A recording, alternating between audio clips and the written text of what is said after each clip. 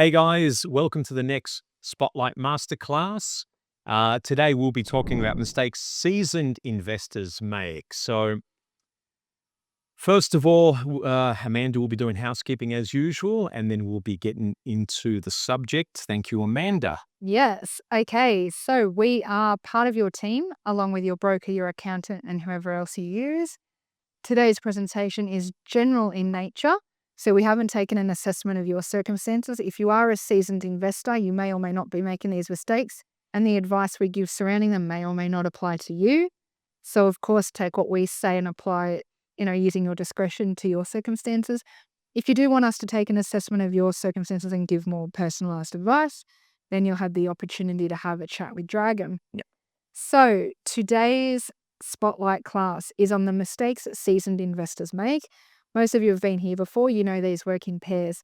So this pairs up with our beginner investor mistakes masterclass.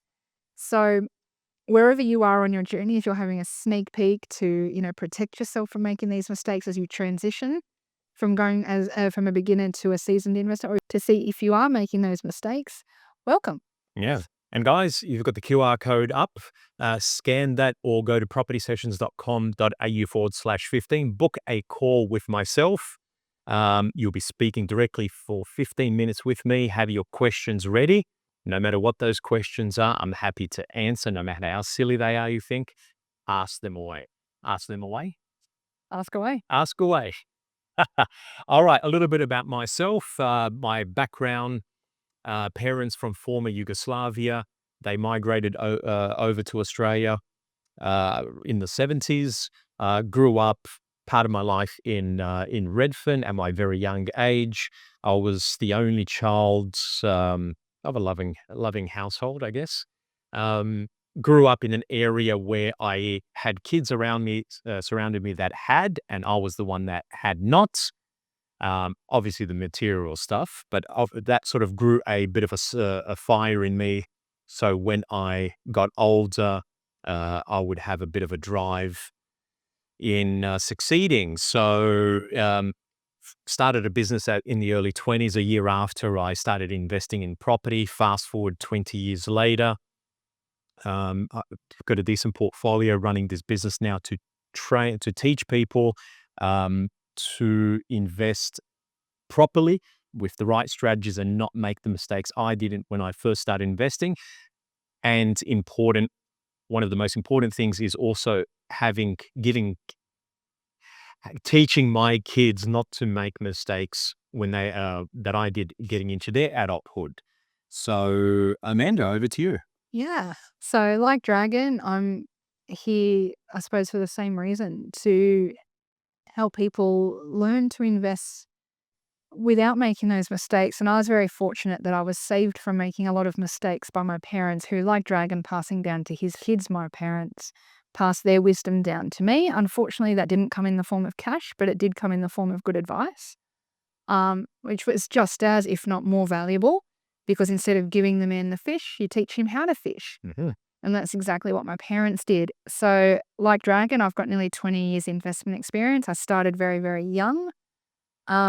Wasn't given a choice there. As you've seen, if you've watched some of the other Spotlight masterclasses, you'll see that my parents funneled us all into property at a very young age. Out of the three of us, we're very competitive. Sibling rivalry is rife in my family. I've got two brothers. One of them purchased at 18. He's a tradie, so he started working at a younger age, whereas I went to uni. So it took me a bit longer to save up. And he's still almost 20 years later, tells me that, he beat me and whatever. So we now are neck and neck in our investment journeys. Every time one of us buys something or does something, it's very competitive still. But it's good because it keeps us both very motivated. So he might have got the head start, but I certainly caught up, and now we keep each other on our toes. So 20 years there, and as I said, lots of family members into the same thing. So lots of places to go to for advice to avoid making mistakes. Now we're here to talk about seasoned investors and the mistakes that they make. So as you become a more established investor, the size of the pool of peers you have whittles away, right? Because people start to cap out or drop off. So where I was as a beginner, where it's like all of my cousins and all of my family, now that I'm sort of moving into a development space or a more established space, there are fewer people in the family to speak to because a lot of them might have capped out or dipped out. So my brother and I are still neck and neck, and the other brother's doing his thing. But this is where, you lose a bit of that camaraderie or access to the village or to the network of good advice. So what we're going into in this masterclass is a lot of what we can do as a seasoned investor to mitigate against making some errors. You're never immune from errors.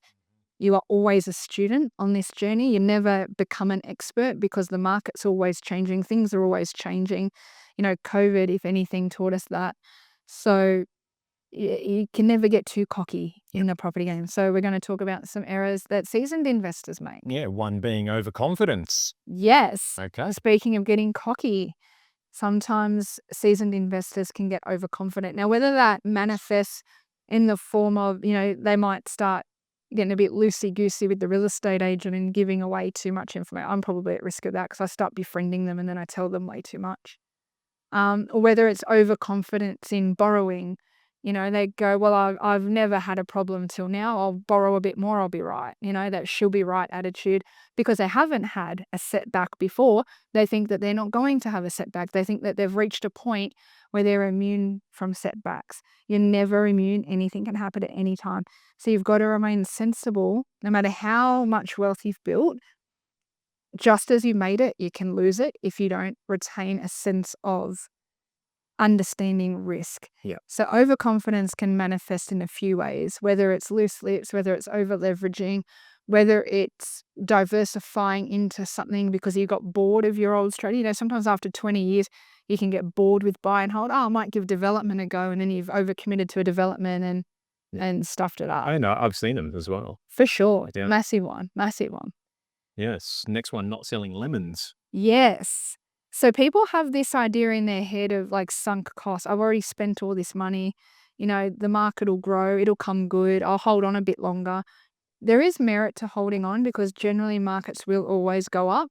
But if you have a genuine lemon, and I'm talking like you've bought a lemon in a booming mining town and then the mines have shut down and everyone's left that town, stuff like One industry towns. Yeah. Yeah, like if you've got a genuine lemon, Yep. get rid of it. Yep. Yeah. Even if you overpaid and throughout the time, as Amanda was saying, that mining town has disappeared and suddenly you paid 500 or 450 and it's now valued at 350 because there's no industry in that area. Don't hold on to it thinking, if I hold on to it a little bit longer, just sell it, And especially those mining towns. I think what a lot of people do to justify holding a lemon is they'll project future growth onto it. But that future growth applies to the whole market, not just the lemon, right? Right. So what you should actually be looking at the lemon is opportunity cost. If I sell the lemon and put that money somewhere else, can I grow that money more? Yep. What's the opportunity cost of holding lemon? Because if the lemon's going to grow, everything's going to grow. So you can't rely on future growth. I think that's where people justify the sunk cost, whereas they're better off cutting their losses, redeploying that money elsewhere, and making more money in that other purchase. So I think a lot of seasoned investors, because they have the wealth and the finances to carry a lemon, they tend not to sell the lemon because there's no urgency for an established investor. They're established enough that they can hold a lemon and not really realize that they should be selling it. So that's a big one. Yeah. So Number 3. last minute strategy changes. Yeah. I've kind of done this one. Oh, yeah, So I've done it many times. yeah, you have in your head, okay, this year I'm going to look for this type of property, and then some other deal comes up and you buy that one. Yeah. Now that can work if you know what you're doing, and it's not necessarily a mistake. It's only a mistake if the deviation doesn't work out. Now, the reason I say that is because when you've made your plan, you've thought about it quite extensively. When you deviate, it tends to be a quicker decision and therefore less thought out than the path you had planned. So as long as you've thought out the deviation enough, it's probably okay. But if it's a reactive decision or an impulsive decision, then sometimes that last minute strategy change can be a mistake. I'm fairly fortunate that a lot of my deviations worked out. By the same token, not acting on a deviation has also been a mistake. Mhm. So if we allow story time, Oh, yeah, and I I have one as well. do you wanna go first? No, no, you go first. Go, please. Okay. So I've got this really bad habit, and my broker will tell you this. I love my broker to death because every time we ring her, she says we're her favorite clients because every time we ring her, she doesn't know what we're going to throw at her. And I have this really bad habit of I'll go to her with like a deal this week, and her name's Kim. I call her Kimmy. I go, Kimmy, I need finance for this. And she's like, yeah, okay, no. She'll run away, do the numbers, and come back. By the time she comes back, I'm like, actually, Kimmy, I found another one, right?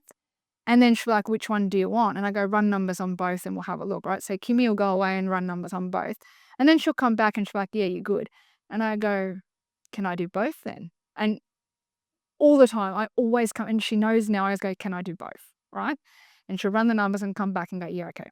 So there's this one occasion where I've done this tour. I've got two deals. One was going to auction and one was off market. So obviously the off market one, I had an advantage, and I was going harder on that one because the auction was a deceased estate and they weren't selling prior. So I went to Kimmy and we did the deal on that one. And then she goes to me, look, are you still going to go to the auction? And I said, look, where are we at on finance? And she goes, look, it's probably fine, but like only do it if it's a really good deal because like you could probably do better, right? So we said, okay, we went to this auction and we're sitting there, bidding away. And I really wanted to go hard on it because it was a really run-down, deceased estate where the people had lived in it for a gazillion years, and it was pretty much going for land value. I wanted to knock over, rebuild, and flip it, right? 9 months, done and dust, or 12 months to save capital gains, done and dusted, see you later. It would have been a very temporary, very quick in and out sort of purchase. So I'm standing there at this auction with Stephen and going, just do it, right?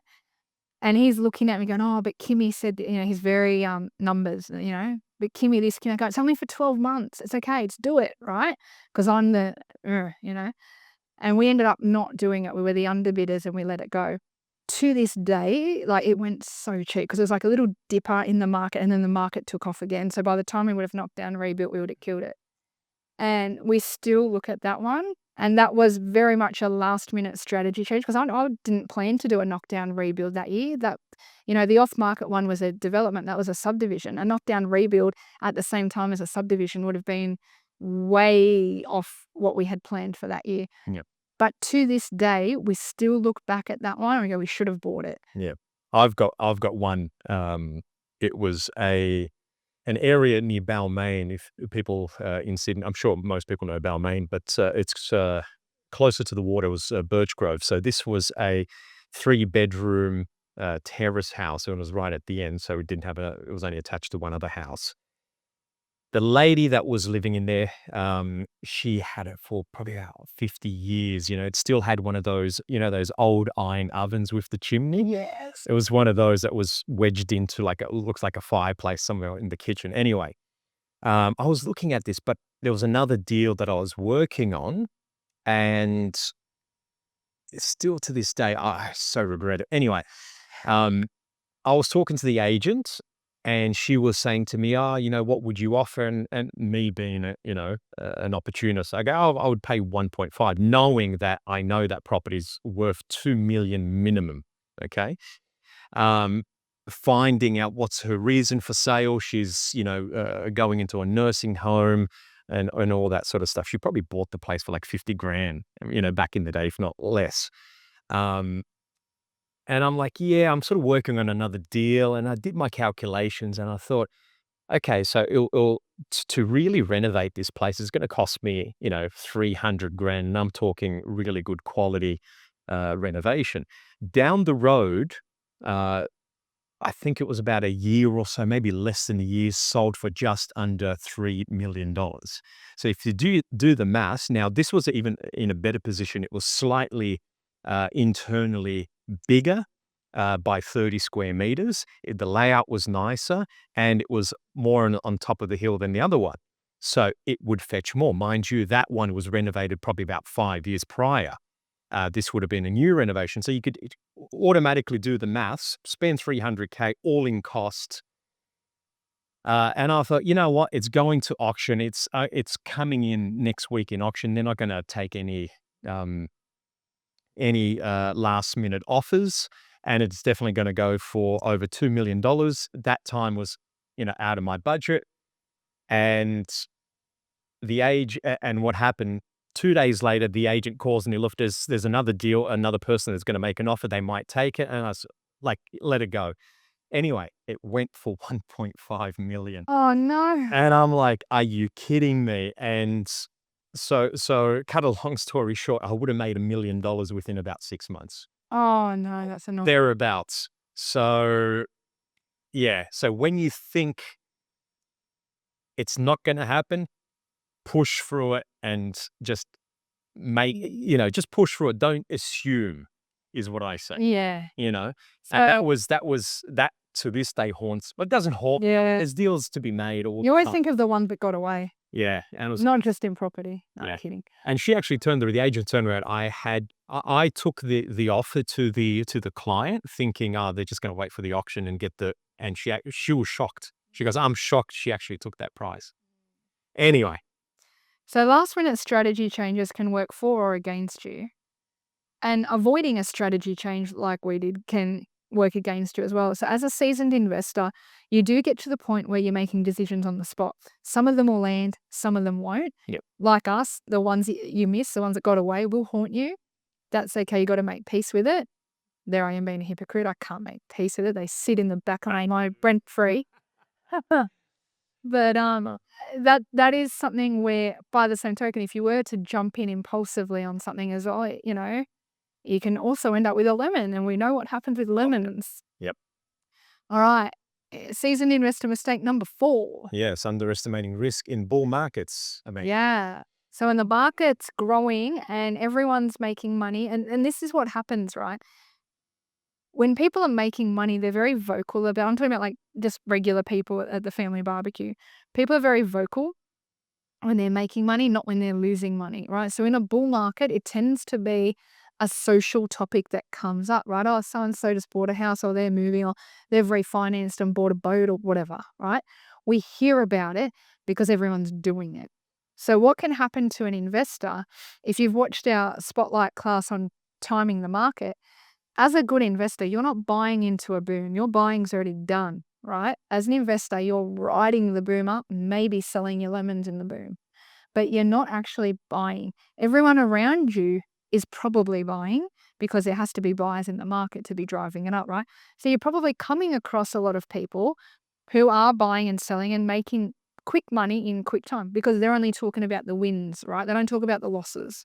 People only talk about their wins. So for a seasoned investor, sometimes you can get caught up in everyone's making money, so I better do something and make money too.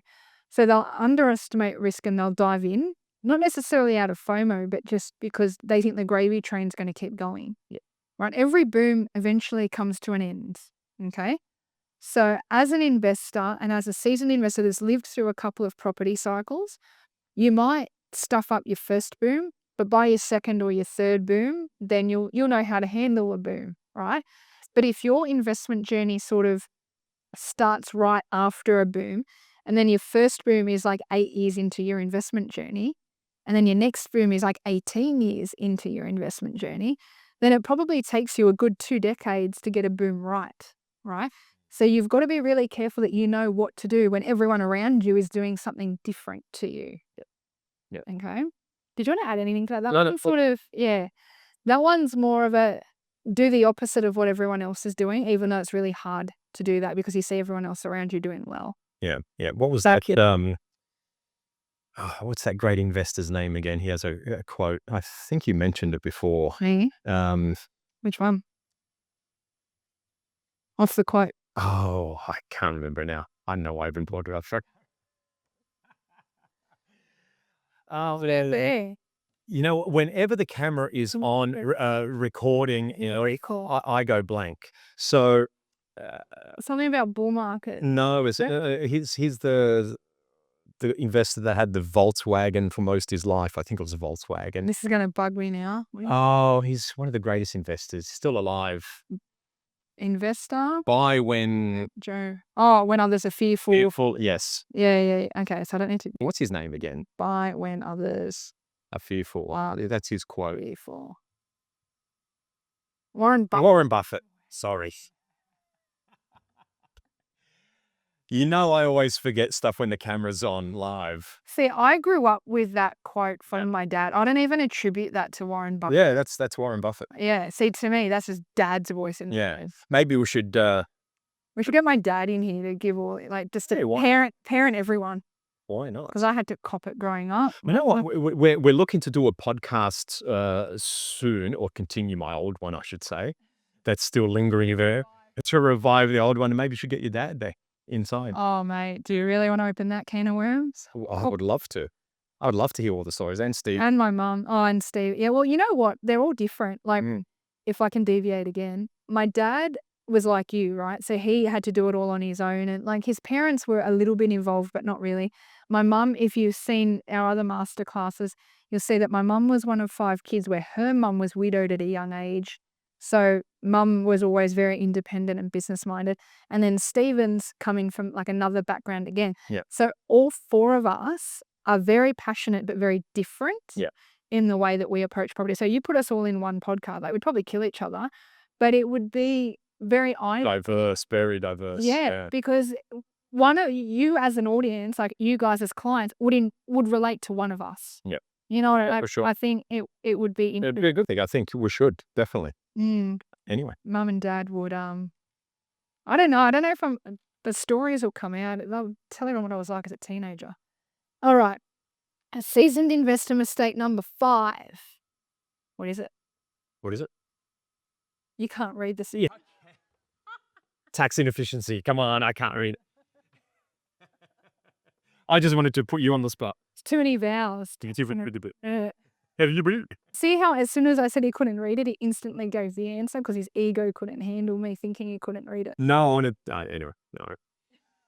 See, so I get defensive again. Okay. All right, tax inefficiency. So seasoned investors, particularly if they don't have a good accountant, and Dragan always bangs on about the importance of a good accountant, which I'll let him do in a minute if he lets me finish this sentence first. So tax inefficiency. A lot of people will just keep buying properties or keep doing what they think is right without keeping communication open with their accountant and their broker. So they go to their accountant at tax time, here's everything I own, off you go, sort out my tax return. What you need to be doing is actually talking to your accountant before you purchase. All right, there, finish it. No. Yeah, no, keep going. Yeah. I'm just agreeing because I'm ready for a story, what I used to do. Anyway, Okay. go. So very quickly, talk to your accountant before you make purchases. So if they have any advice on tax or structuring, you can get it right before you sign a contract in a particular entity or in a particular way. Exactly. Agree. So the mistake I did 20 years ago was talking to my broker. Actually, that back then I didn't even talk to brokers, which is another mistake. I was directly getting the loan from the bank, which is okay if you get a good deal. I always recommend, go to the broker because they're going to offer you many options and better deals. But when you deal with a broker, the banks know that that broker is discussing, applying to other lenders. So that that lender, I should say, will come to the party to give them the best deal to win the sale, so to speak.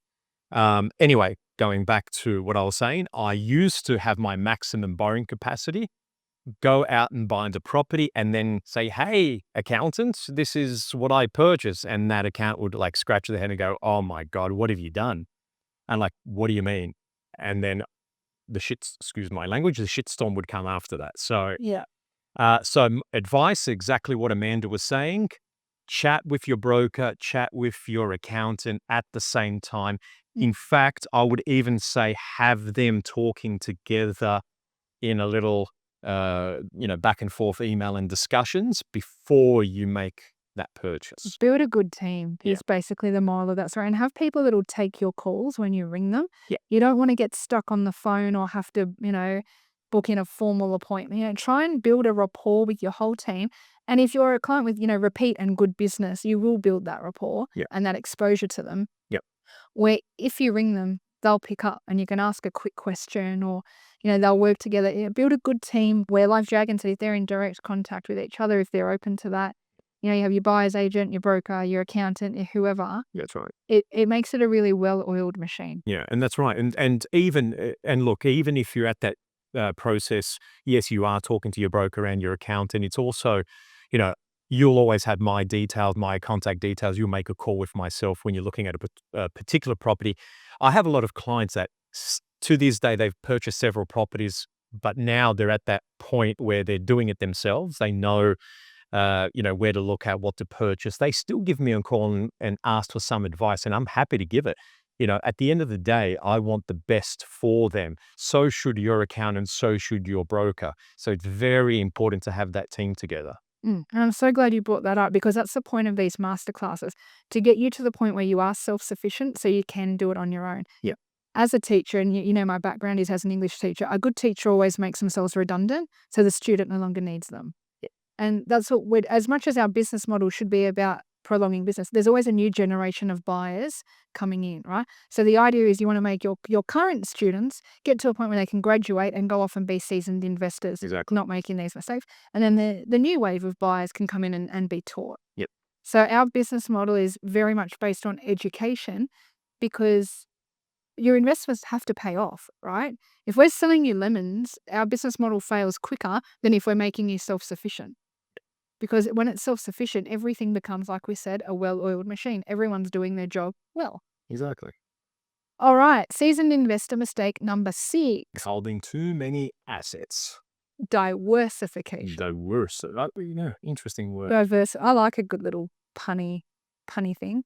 Anyway, We have fun here. Come and work with us, everyone. We're fun buyers agents. cool. All right.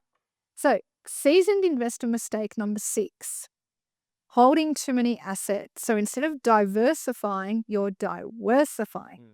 There comes a point where your portfolio actually suffers if you over diversify by owning too many properties. The reason being is sort of similar to that idea of diminishing returns, economies of scale. You grow too big for it to be manageable and profitable. And the reason for that is if we think back to our conversations on depreciation as an example, if properties require renovation every so often, okay, that's all good and well. But if you own 100 properties, at any given time in any calendar year, 3 or 4 of them are going to need a full reno. Yeah. That's a lot of money and a lot of vacancy every year. And it's a lot of labor for you to be organizing all that. So there comes a point where the portfolio becomes more trouble than it's worth. Yeah. And that's just one example of why. There's a million reasons why. So if you look at our masterclasses on how many properties do you actually need, it's nowhere near 100. And 100 just makes things worse for you because it's unmanageable and unsustainable. Yeah. So sometimes seasoned investors, because their money is multiplying, they just keep buying because it snowballs, right? We've talked about the compound effect in the same masterclass where it just snowballs. So they keep buying, but they don't realize when they've hit that point of it's no longer worthwhile. So I suppose this one here could also be called knowing when to stop. Yeah. Okay. So watch our masterclass on how many properties do you actually need, because yes, there is a stop point. And if you don't stop at the stop point, that snowball picks up speed very quickly. There's not really much else to add to that one, is there? No, that's pretty much it. Yeah. All right. Seasoned investor mistake number 7. Not adapting to the new methods and information. Yeah, this one's massive, right? Because we kind of said at the beginning of this masterclass that the market's always moving, always changing. Yep. You have black swan events like COVID. Yep. So we talked about before, last minute changes to the strategy that are less thought out. That's a different thing. This is adaptation. Are you actually adapting as everything around you adapts? Yeah. So let's just say hypothetically, and I don't know how far into the future this is. It could be 1 generation, it could be 5 generations. But let's just say hypothetically, 3D printing of housing becomes a thing. Let's just say it becomes a thing. Large scale. Probably won't, but let's just say it does, right? And they start repossessing land to build affordable housing that's 3D printed and, whatever. If you're owning apartment buildings and you can suddenly 3D print, if you own an apartment in a building and you can suddenly 3D print an apartment building, you've just completely lost the value of that investment, right? So once we start 3D printing, what's the value in? The land, Yeah. right? So by purchasing houses on land, you're potentially future-proofing your investments against things like that. I mean, that's a very extreme example. Yes. But you've always got to be watching the future of housing, or if the government proposes, like New South Wales has just passed all that rezoning near town centres. Train stations, yeah. Yeah. So again, when that was just being discussed, were you purchasing around those sorts of areas? So adapting to new information and new methods. Now, the 3D printing example is way ahead, but I'm already starting to think about that, going, well, down the train, when I talk to my kids or when my kids talk to their kids, built structure versus land, land becomes more valuable. Little things like that. When we're looking at, new taxes or, taxes being abolished or reintroduced or grandfathered in or out, whatever, you got to be aware of the chatter and the changes so that you can adapt your strategy based on those. Yep. So keeping up to date with information Always, yeah. is this one. And try to get yourselves into as many for forums as much as possible, and any sort of online discussion groups, whatever you can, just educate yourself as much as possible and be a part of certain groups. Learn I from other I people. highly recommend it, and Find insiders. educating in yourself is a massive thing. And even if you have to invest in it, I recommend it. Obviously, with the right ones, um, Yeah. and I'm happy to advise on any directions if you're not sure, if you're a beginner, and which way you want to go when it comes to, yes, you have our education, but don't just solely focus on our master classes. Go to others. The more the more strategies and avenues you can learn, the more you will become confident on, which direction you will go. Yeah, and good investing is not done in a silo. It's done as part of networking and getting to know other investors and what they do. You don't have to believe everything they say. Everything's a grain of salt. Yep. But it's information gathering and exposing yourself to networks that can give you food for thought and get you thinking about things and asking the right questions and keeping up to date. If you're investing in a silo, you become your own echo chamber and you're not actually going to grow the best portfolio that you can if you built a village and a network. Exactly. All right. Seasoned investor mistake number 8 follows on from that. Yep. Herd mentality. Herd mentality. If you get too invested in the village that you form a cult or a herd, then you can have the opposite effect where you're just following the pack and you've lost your ability to think critically. Yep. So every little bit of information that you take in, make sure you are thinking critically about the valid or the value, how valid that is or how valuable it is to you as an individual. Because what works for him might not work for me. What works for her might not work for him. Exactly. So what people share with you is generally filtered through their own experience, their own bias, their own risk appetite, their own lifestyle, their own preferences, some or none of which may apply to you. So be really careful with herd mentality. As a seasoned investor, the reason I put that there as seasoned instead of beginner is because seasoned investors can form little cliques, or they have their investing buddies and they sort of just follow each other and they validate each other and they become their own little echo chamber. Always keep your exposure diverse and always changing, or always, don't just stick to, we talk about trusted individuals, like keep your trusted individuals, but make sure you're still searching and hungry for information outside of them as well to keep yourself up to date and adaptable. Yep. Anything to add? Nope. No? That's it. I'm good. Looking good, guys. Yes. Okay. And here we have the QR code.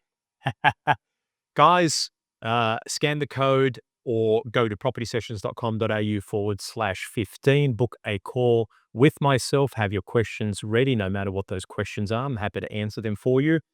And we will speak soon. Amanda, thank you very much. Guys, thank you for coming on, and we'll be seeing you soon. Thank you.